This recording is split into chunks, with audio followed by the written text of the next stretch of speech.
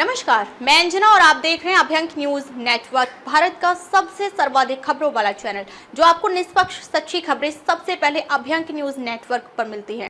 बिहार में मतदाता सूची सत्यापन पर उठे सवालों को चुनाव आयोग ने दिया स्पष्ट जवाब। कहा, ये प्रक्रिया लोकतंत्र की मजबूती के लिए जरूरी है। विधानसभा चुनावों की तैयारी के बीच बिहार में चल रहे मतदाता सूची सत्यापन और पुनरीक्षण अभियान पर उठ रहे राजनीतिक सवालों का चुनाव आयोग ने सोमवार को संज्ञान लिया। आयोग ने स्पष्ट किया कि ये कोई नई प्रक्रिया नहीं है, बल्कि ऐसे नियमित और आवश्यक अभ्यास है जिसका मकसद ये सुनिश्चित करना है कि केवल योग्य नागरिकों के नाम ही मतदाता सूची में दर्ज हों। आयोग के मुताबिक मतदाता सूची का ये पुनरीक्षण और सत्यापन पिछले 75 वर्षों से चलता आ रहा है। बिहार में इस तरह का पिछला व्यापक सत्यापन वर्ष 2003 में किया गया था। तब से अब तक 22 वर्षों का अंतर हो चुका है, जिससे इस अभियान की प्रासंगिकता और अधिक बढ़ जाती है।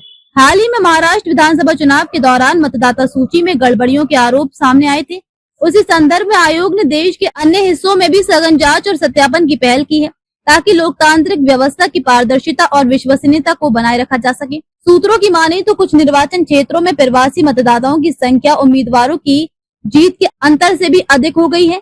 ये स्थिति चुनाव की निष्पक्षता पर सवाल खड़ा कर सकती है। वर्ष 2001 की जनगणना में भारत में लगभग 31 करोड़ प्रवासी नागरिकों का आकलन किया गया था, जो 2021 तक अनुमानित बढ़कर 45 करोड़ तक पहुंच गया है। आयोग का कहना है कि कई नागरिक ऐसे हैं जो मूल रूप से किसी अन्य क्षेत्र के निवासी होते हुए भी अब अन्यत्र निवास कर रहे हैं, लेकिन उनका पुराना EPIC मतदाता पहचान पत्र अभी भी मान्य है।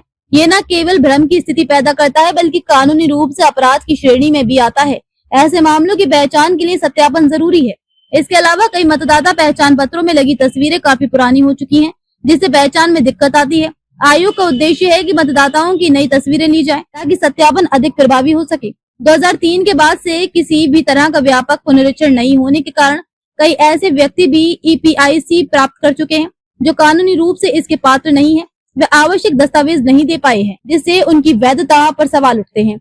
इस सत्यापन अभियान से ऐसे मामलों की छटाई संभव हो सकेगी। इतिहास की बात करें तो 1952 से 2004 के बीच देश भर में 9 बार व्यापक पुनरीक्षण हुआ है, यानी औसतन हर 6 वर्षों में एक बार। इसके विपरीत बिहार में पिछले 22 वर्षों में कोई भी ऐसा बड़ा अभियान नहीं चला है।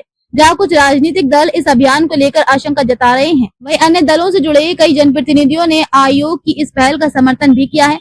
वे मानते हैं कि इससे लोकतंत्र की जड़ें और मजबूत होंगी और मतदाता सूची में पारदर्शिता आएगी। चुनाव आयोग ने साफ किया है कि ये पूरी प्रक्रिया नागरिकों की भागीदारी और अधिकारों की रक्षा के लिए है, न कि किसी के खिलाफ। सत्यापन का उद्देश्य लोकतंत्र को सशक्त बनाना और चुनाव प्रणाली को साफ सुथरा बनाए रखना है।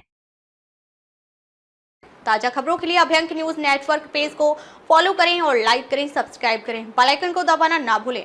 अगर आप हमें फेसबुक, ट्विटर, इंस्टा के माध्यम से देख रहे हैं तो फॉलो, कमेंट करना ना भूलें।